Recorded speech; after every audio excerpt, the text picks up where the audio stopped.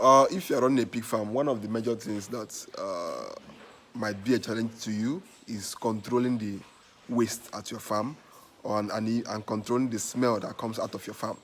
That is why when I tell people that if you want to start pig farming, go to non-residential areas and start your pig farm, because in as much as you might want to, make your pig farm not to smell, at the end of the day, it's to still smell. The only difference is that you have to reduce the smell. That's the only thing that you have to do. But at the end of the day, these animals, they stay in one room, they defecate in one room, they urinate in one room, they do all sorts of things in one room. So no matter what you do, there must be at least 1% smell in that room. If somebody comes into a place now, at least if you go near, you must know that they are breeding pigs here, they are raising pigs here, they are raising animals here. Now, but at the end of the day, what you have to do is to try to reduce the smell to the minimal point. Now, on this farm, how do I manage the smell? It's possible that you come into the farm. In fact, it's possible that if you're outside the gates, you won't even know that I'm raising pigs here unless you start hearing their sounds. So how is it possible? Let me be honest with you guys. My advice to anybody who's doing livestock farming is that on the side also do crops, because the main goal of anybody who is doing agriculture, who is doing mixed agriculture, who is doing mixed farming, is to be able to make everything to be in a cycle, whereby your animals will defecate the dungs, you take the dungs to your crops. Your crops will grow and give you money. You can use that money to buy feed for your animals they eat and still defecate again, which you used to put in your crops. So it's almost like a cycle. So that is how you are able to break that smell at your farm, because there are so many farms that will go to and they will have a place where they pack all the excreta or the waste coming from their pig farms or from their livestock farms. They will pack it at one spot. Why are you packing these dungs at one spot when you could use it for manure, when you could use it to grow your crops? You have cassava, plantains, yams, so many things you can grow with these dungs. So why are you packing it to one place?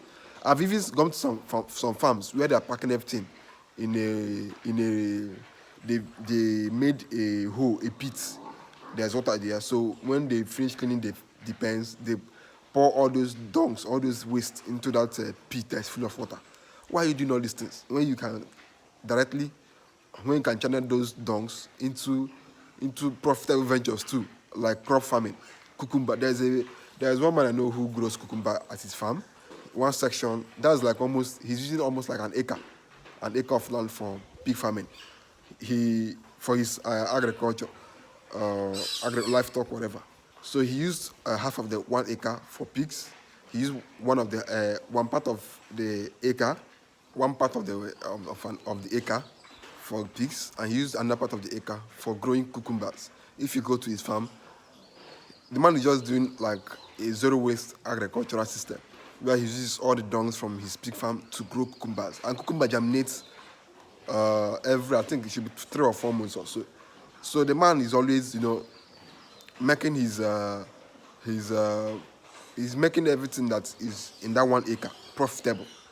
Everything from cucumber to the waste, he's using it for profit.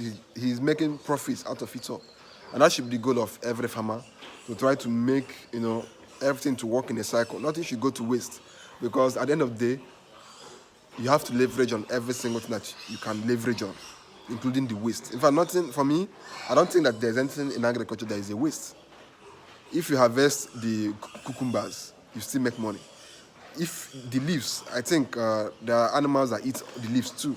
So there is nothing that goes to waste in farming, unless you want it to go to waste. Even those who harvest their cassava, those cassava leaves, you can feed it to cows. They are very rich in energy. You can feed it to goats. They are very rich in carbohydrates. So these things are things that we should consider. Make it like a cycle, especially whereby you are raising pigs and you're packing all the dungs at your farm. That is what will make your farm to be smelling. But immediately you pack it, immediately you clean your pens. On weekends you pack everything out to your farm. They will decay and turn to manure at your farm, at your crop farm.